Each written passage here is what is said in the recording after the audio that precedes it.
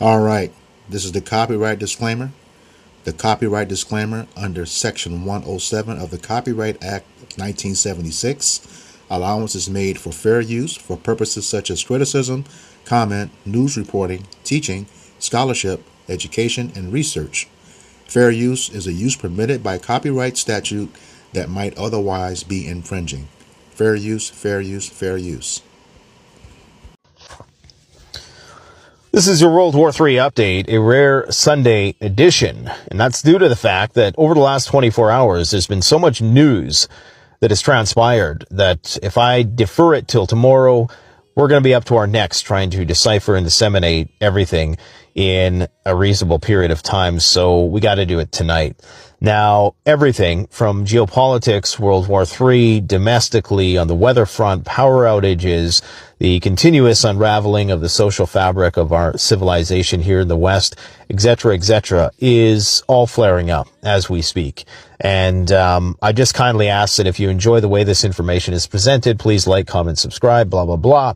And I should warn you in advance that I'm shooting this on my phone. So people have said that for some reason, the processing of the file format that I'm uploading gets all garbled and discombobulated when I upload it to YouTube.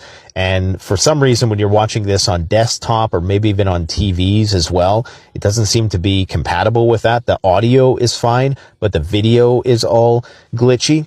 It doesn't seem to impact mobile phones. Regardless, nothing I'm going to be saying in this video requires any visual aid or illustration, so just put it on the background while you're doing those chores. We got a lot of work that we have to do to get prepared for what's coming. Now, in San Francisco, there was a major power outage yesterday, but what was interesting to note about this particular power outage is that this was due to a fire at one substation. Okay, one substation basically disrupted power to 130,000 people.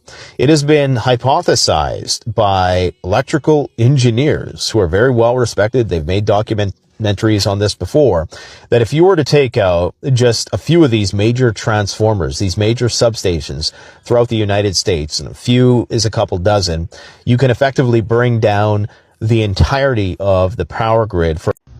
This is your World War III update. It's time for a 24-hour comprehensive overview of the events of the last 24 hours as they've been unfolding on the new World War III front that is Iran. Iran is going out with a blaze of glory. They are fighting the entirety of the global West in order to maintain sovereignty and not be brought under the boot heel of the U.S. petrodollar.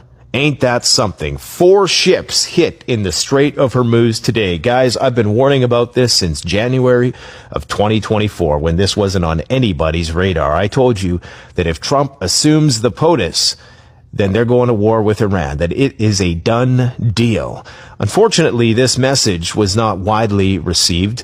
I'm not sure if the channel is shadow banned or if I'm just not engaging enough for people. Regardless, I will continue to prognosticate using the same analytical lens that allowed me to come to that conclusion long ago.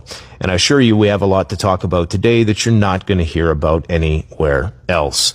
So, what was once a war of survival has now become a war of revanchism as the Ayatollah has now been killed. What that means is that a new Ayatollah will be selected very soon. And this is your World War III update.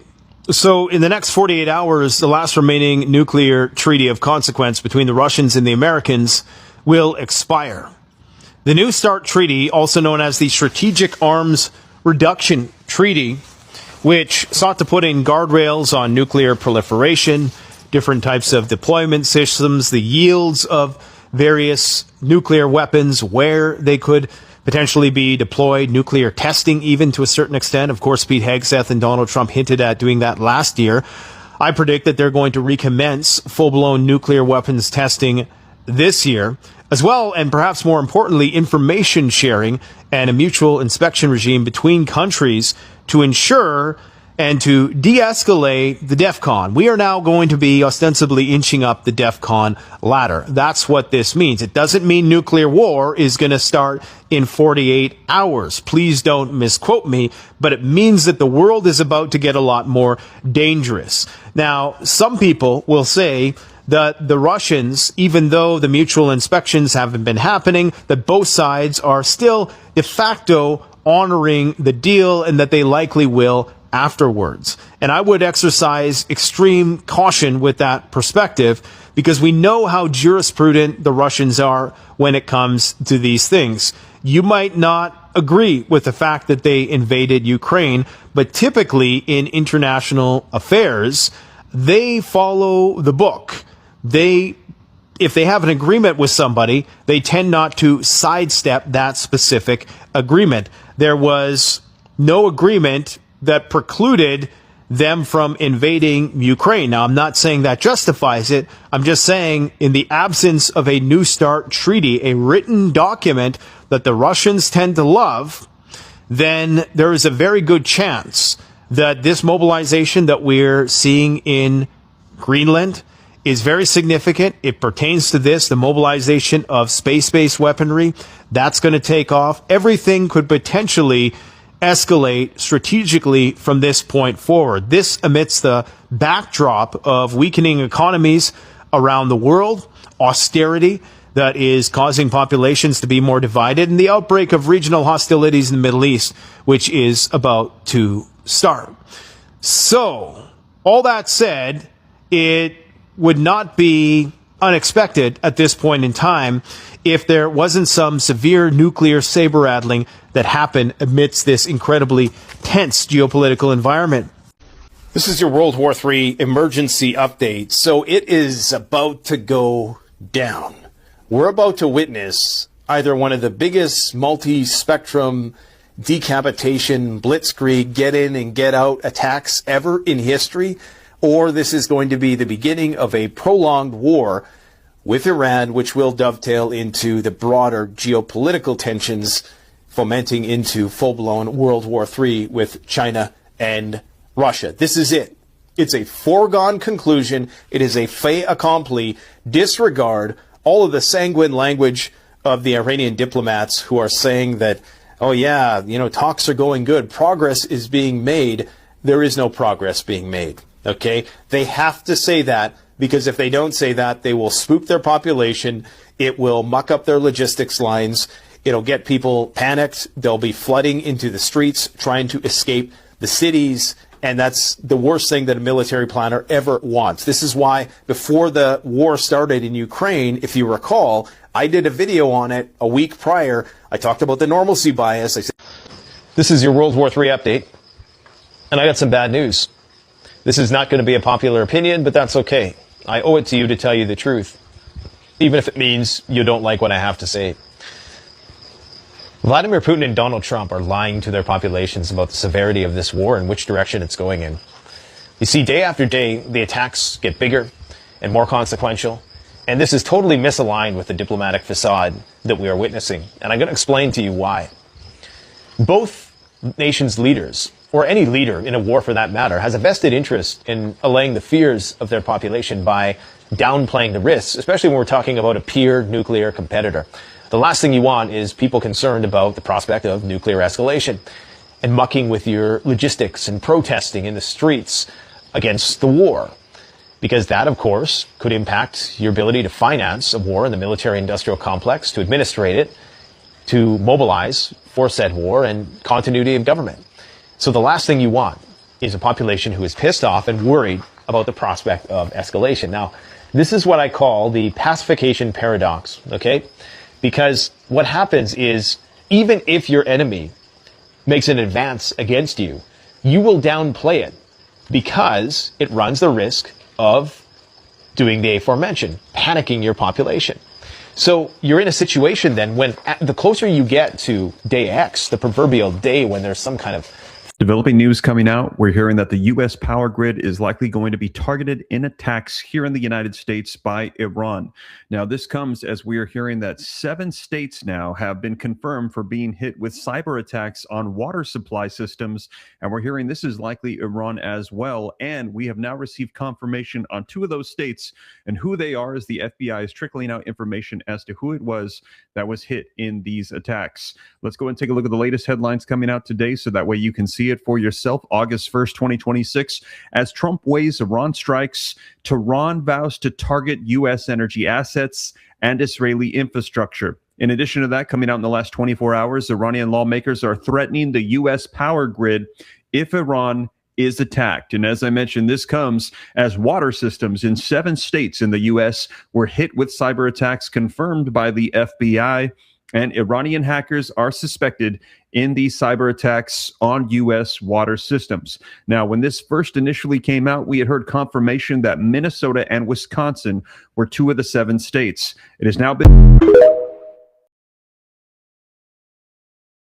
A coordinated cyber attack has struck critical infrastructure in the United States, targeting water and wastewater facilities across at least 7 states.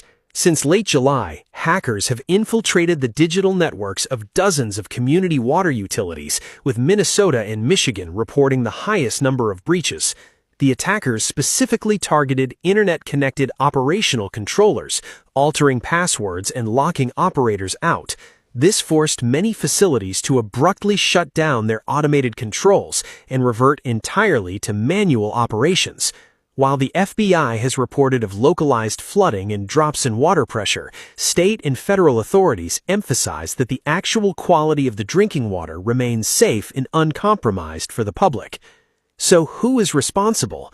Investigators are currently treating Iranian-linked hackers as the primary suspects. This ongoing investigation aligns with recent warnings from U.S. intelligence agencies regarding Iranian cyber operations deliberately targeting vulnerable local utilities.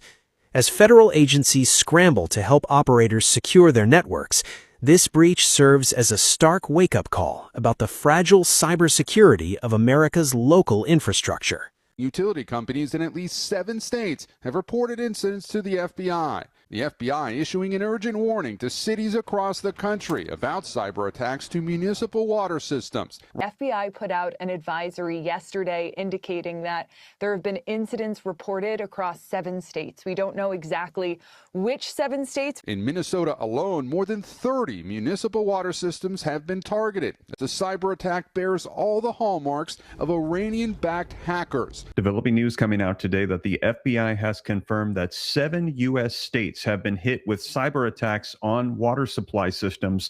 And we're hearing, yes, it is very likely Iran attacking our U.S. water supply. Now, I shared this with you yesterday when we had heard it confirmed. They were saying they believe that it was Iran that had hit 30 different cities in Minnesota. And now we're hearing this is actually spreading across 7 different states. Let's go ahead and take a look at the latest headlines and a ton of video footage coming out so that way you can see it for yourself here. Hackers targeted municipal water systems in 7 states this week, the FBI says.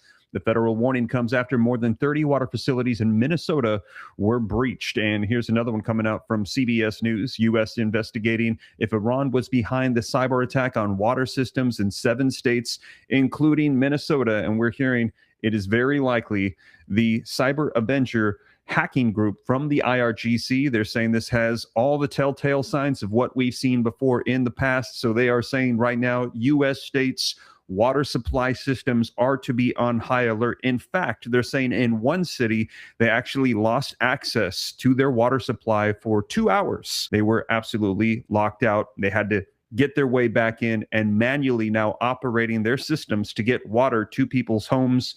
They're saying this is very likely Iran. 6 of the 7 states have been identified. It is Wisconsin, Minnesota, Michigan, Georgia, South Dakota, and California. Now, we've heard at least 7, but we're hearing that there could even be more. We're going to see as more information is released. But you can see here, Michigan joins Minnesota, Wisconsin, water systems were hit. Georgia, among the states reporting cyber attacks. And in this article coming out today from Newsweek, they released a map and included on the list as well California and South Dakota. So those are the 6 states that we're hearing have been hit, and we are suspecting that it is the IRGC. Now, we're going to see, and as soon as we verify that, I'll be sure to let you know. But take a look here, coming out in the last 24 hours, suspected Iranian-linked cyber attacks on U.S. water systems spread to 7 states. We're also hearing that there are threats against our power grid systems as well. Let's go ahead and take a look at this. Now, you can see here, this one's going to be primarily focused on the threats in the Middle East, but I shared with you yesterday, we heard that this could go beyond the Middle East, and there are threats and warnings against attacking and punishing the United States here on U.S. soil. Coming out in the last 24 hours, Iran ramps up the threats to the Middle East energy sites as fears of major U.S. strikes grow. Now, as I mentioned to you, we heard Donald Trump said, we're not going to be attacking. However, the IRGC is saying, we did not ask for this. And so we're going to see if we're going to have peace that comes from this pause, or if we're going to see a ramp up of war. Iranian officials on Saturday responded to reports of a possible large-scale U.S. attack with threats to strike Israel and regional energy infrastructure. At least a dozen states may have been compromised. The number of cyber attacks now growing. Hackers may have targeted water systems in more states. Water and wastewater utilities in as many as a dozen states, in addition to those initial 7 that we've already talked about. It has now been confirmed that at least 12 U.S. states have been hit in attacks on water supply systems. Now, we'd heard a couple days ago that it was 7. Now, this morning, August 4th, 2026, we heard it was 9. And then just a couple of hours ago, it has now been confirmed that at least 12 U.S. states have been hit in water supply attacks. Let's take a look at the latest headlines so that way you can see it for yourself. At least 12 states face cyber attacks on their water systems, sources say. So far, there's been no widespread disruptions to water supplies or treatments, but we're going to get all the details here. As we are hearing, they are trying to shut off the water systems. Here's another one 5 hours ago. Cyber attacks target water systems in at least 12 states, according to the latest reports. U.S. water suspected Iran cyber attacks include 12 states, and we're hearing that they do believe that all of this is pointing towards attacks from Iran on the United States for what is currently going on with the conflict in the Middle East. Now, let me know your thoughts. Do you think this is Iran? This has not yet been confirmed, but they're saying it does look like they are suspecting this is the IRGC doing cyber attacks on U.S. critical infrastructure systems.